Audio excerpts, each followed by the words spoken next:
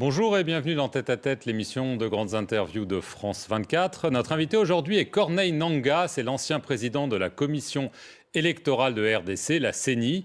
Et il est aujourd'hui à la tête de son propre parti, l'Action pour la dignité du Congo et de son peuple. Il vit en exil et il est avec nous depuis un lieu qu'il tient à garder secret pour des raisons de sécurité. Merci Monsieur Nangaa.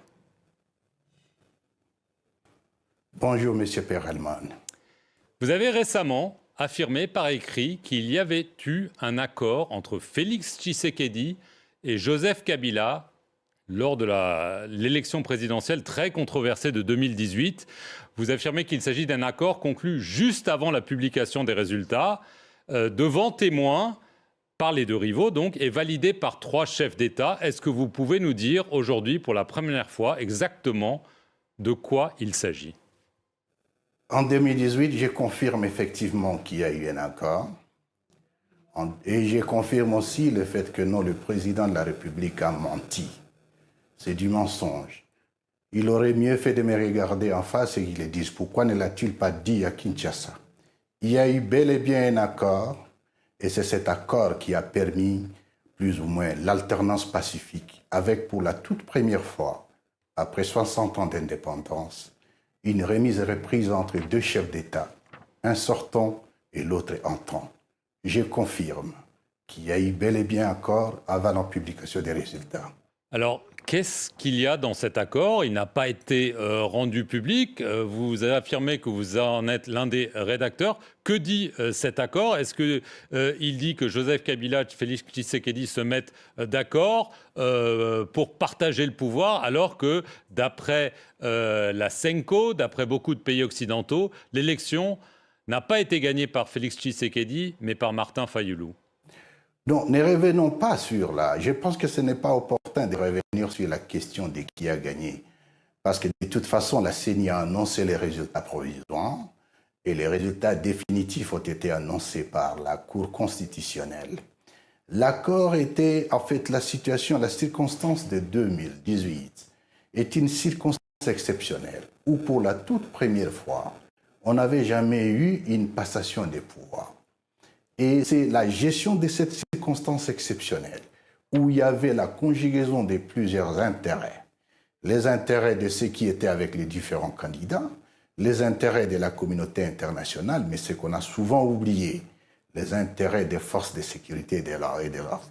Bien entendu, la CENI devait jouer un rôle pour la paix, pour la passation pacifique du pouvoir. L'accord s'intitule l'accord pour la paix et la stabilité de la République démocratique du Congo. L'accord n'a violé aucune disposition de la Constitution, mais elle permettait la fluidité de cette passation de pouvoir. Et je confirme que l'accord a bel et bien eu lieu, mais M. Tshisekedi est habitué au parjure et à la négation, et je me demande pourquoi l'a-t-il dit à New York? Il devait le dire à Kinshasa. Qu'y a-t-il dans cet accord, Monsieur Nangaa? Je vous repose la question. Pourquoi est-ce que Félix Tshisekedi nie qu'il y a un accord? Si vous dites qu'il n'y a pas de problème, pourquoi ce secret, pourquoi ce mystère? Il n'y a pas de mystère, il n'y a pas du tout de mystère. Dans les jours qui viennent, Monsieur Perelman, nous allons rendre public l'accord. Et l'accord a pour objet le partage des pouvoirs. Parce qu'on était dans une situation exceptionnelle, où la majorité a été bel et bien gagnée par le FCC, alors que celui qui est passé président de la République était de l'autre bord. Et cet accord a été fait devant témoins, y compris 3 chefs d'État africains. Est-ce que vous pouvez le confirmer? Je confirme que l'accord a été signé devant témoins militaires, témoins politiques, et qu'après, l'accord a été validé et certifié par 3 chefs d'État africains. Est-ce que vous pouvez les citer?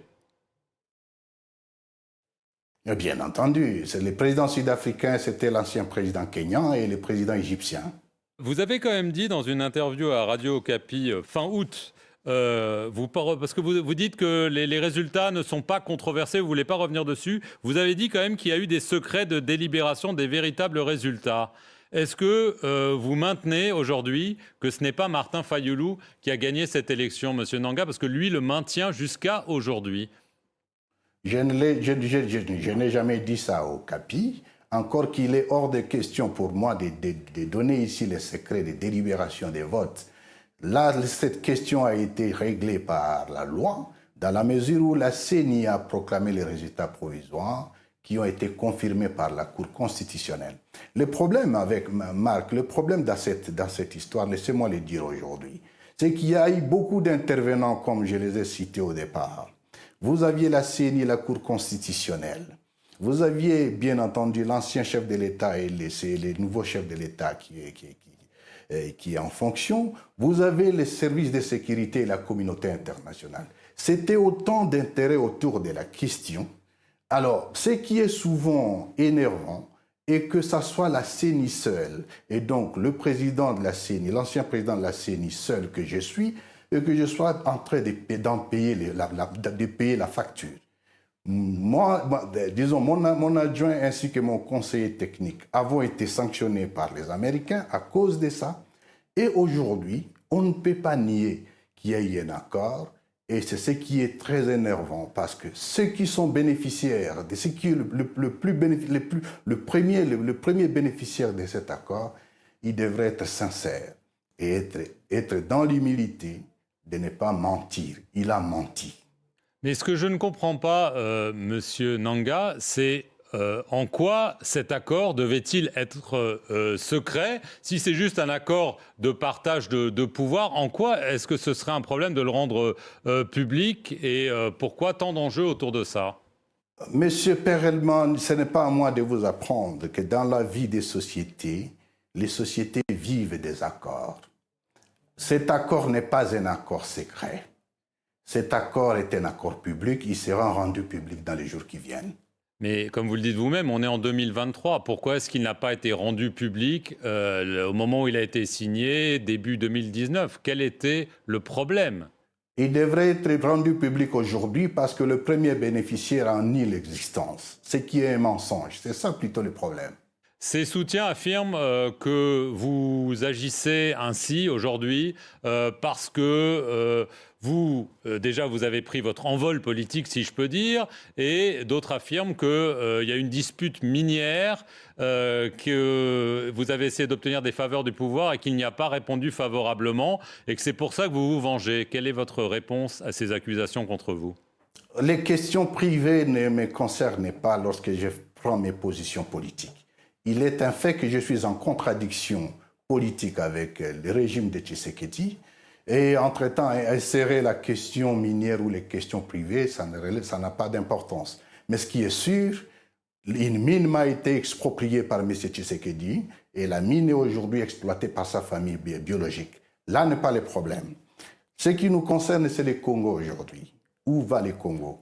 Le Congo est dans une situation qui est telle que nous risquons de le perdre parce que nous avons à la tête de l'État un pyromane, je dirais un président qui ne sait pas ce qu'il doit faire. Depuis son avènement au pouvoir, il n'a fait que violer la Constitution. Il a hérité d'un pays entier et aujourd'hui le pays est divisé. Des territoires entiers sont amputés de certaines entités. Et est-ce que ça doit continuer de cette façon? Je ne pense pas. Le tâtonnement avec lequel il gère la situation sécuritaire du pays nous montre qu'aujourd'hui, M. Tshisekedi, c'est plutôt un agent de la balkanisation du Congo. Et nous ne devons pas le laisser faire, nous devons le stopper. C'est cela notre combat. Vous dites que vous êtes menacé. Sur quelle base affirmez-vous cela, M. Nanga? La menace de mon intégrité physique est réelle. Je suis en exil forcé parce que M. Tshisekedi voulait me tuer. Au fait, la chanson a toujours été la même. Nanga en connaît un peu trop. Il en sait un peu trop. Et c'est ça le problème. On m'a retiré la garde alors que j'en ai droit. Évidemment, c'est sa politique de vouloir humilier tout le monde qui plus ou moins a participé à ce qu'il soit là aujourd'hui. C'est la même chose aujourd'hui. La tendance, la propension à chercher à humilier l'ancien chef de l'État, ça va dans cette logique. Moi, on m'a retiré la garde. J'ai eu des menaces en permanence. Je me suis éclipsé de Kinshasa. Et c'est ce qui justifie qu'aujourd'hui, je suis en errance ou en exil. Mais entre-temps, cela ne va pas arrêter le combat que j'ai pris.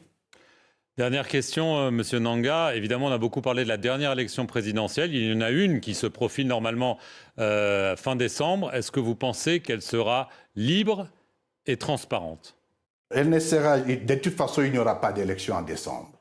Deuxièmement, les conditions sécuritaires du pays, je me pose la question de savoir qu'est-ce que nous cherchons. Nous sommes en train de nous bousculer à Kinshasa pour élection.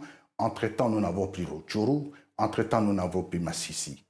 Là n'est pas le problème. Le pire, c'est que M. Tshisekedi aujourd'hui est un acteur de division des citoyens. La situation au Kivu aujourd'hui, la situation à l'Est en général, c'est entre autres par le fait qu'on a divisé le peuple. Et aujourd'hui, même tout ce qui est en termes techniques ne permettra pas les élections en 2023. Pour conclure, c'est dire, aller aux élections le 20 décembre 2023, ce serait comparable à un téméraire commandant qui se décide de poser l'aéronef sur une piste parsemée de gros bétail. C'est très dangereux, nous ne l'accepterons pas. Corneille Nangaa, merci beaucoup d'avoir répondu aux questions de France 24 et merci à vous d'avoir suivi cette émission sur nos antennes.